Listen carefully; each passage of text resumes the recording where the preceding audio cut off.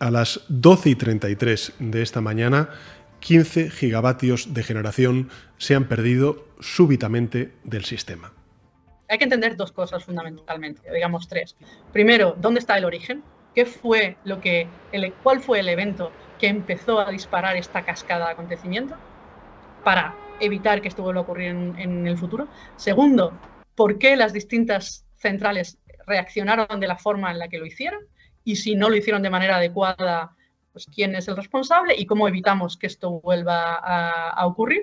Y luego, en general, qué medidas tenemos que incorporar o qué estrategias tenemos que incorporar en nuestro sistema eléctrico para hacerlo mucho más robusto y mucho más resiliente. Zaragoza, Madrid, vayan pasando. Lo primero que creo es que tenemos que ser muy cautos, porque lo que parece haber ocurrido es un fallo en cascada en el que se ha empezado a producir una desestabilización del sistema eléctrico y eso ha originado la desconexión de algunas plantas de generación y como consecuencia la desestabilización ha sido cada vez mayor y ha acabado en el apagón que hemos sufrido, ¿no? Pero yo creo que todavía no, hasta que Red Eléctrica no haga un análisis más profundo, no sabremos establecer cuál ha sido el origen de esa desestabilización. Una caída de generación solar lo que significa es que las centrales de generación solares fotovoltaicas están notando que la red eléctrica está teniendo fluctuaciones muy grandes e intentan desconectarse para no agravar la situación.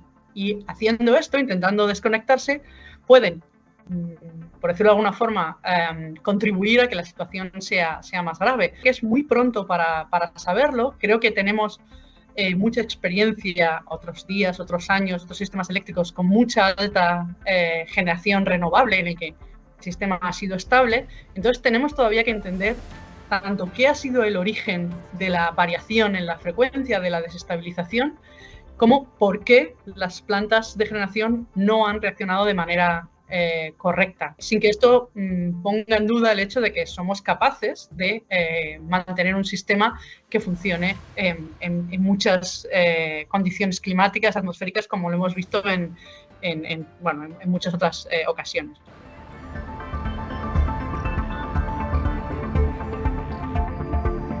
Canarias y Baleares tienen sistemas aislados, fundamentalmente por su situación geográfica, alejada de la península. Dentro de las regiones que están integradas en la península, tienen más sentido que todo esté interconectado, porque eso ayuda en general a hacer el sistema más robusto, de la misma forma que el hecho de que el sistema peninsular esté conectado con Europa ayuda a que el sistema sea más robusto y se puedan suavizar estas variaciones. Es cierto que ayer no ocurrió y una desestabilización que empezó en una zona de la península se extendió hacia toda la península, pero esto es algo raro, extremadamente poco probable y que no debe hacernos pensar que lo óptimo o lo sensato es tener sistemas desconectados, porque es justo al contrario. Tener sistemas muy, muy interconectados es la forma de protegernos.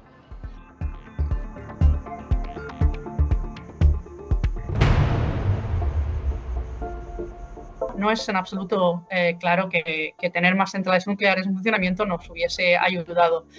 Tenemos que entender también cómo reaccionaron las centrales nucleares, pero de nuevo, creo que hay muchos ejemplos de muchos sistemas eléctricos con una alta penetración renovable, que funcionan perfectamente y que no sufren estos desgraciados acontecimientos.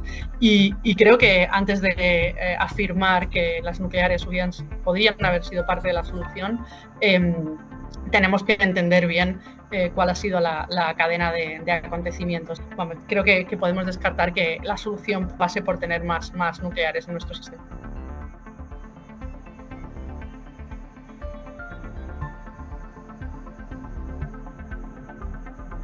Aquí estamos absolutamente seguros de que esto no es la causa. No es cierto que cuando se produce más generación renovable que demanda, eso sea un problema para el sistema, porque la generación renovable, la eólica, la fotovoltaica, la solar, puede claramente desperdiciarse, si se me permite la expresión, para garantizar que se genera solo lo que se está consumiendo. Entonces, de ninguna de las maneras es cierto que la causa esté en el hecho de que llevemos días produciendo más generación que la demanda. yo lo comparaba ayer con un barco en el que estamos navegando. De repente el barco se inclina a la derecha, nosotros nos inclinamos a la izquierda para intentar compensarlo, y en lugar de llegar a un equilibrio, pues si la inclinación es demasiado, el barco da la vuelta y vuelca, ¿no? Y entonces, entender o modelar qué ha pasado en cada uno de los milisegundos después de que empiece el primer evento es difícil y tiene una dinámica de sistemas compleja, y lo iremos conociendo en los próximos días, una vez que tengamos más datos disponibles de red eléctrica. Pero yo creo que, aunque queramos tener todas las respuestas ya, tenemos que también ser cautos y esperar un poco a tener más conocimiento para poder evaluar qué ha ocurrido y cómo podemos evitarlo en un futuro.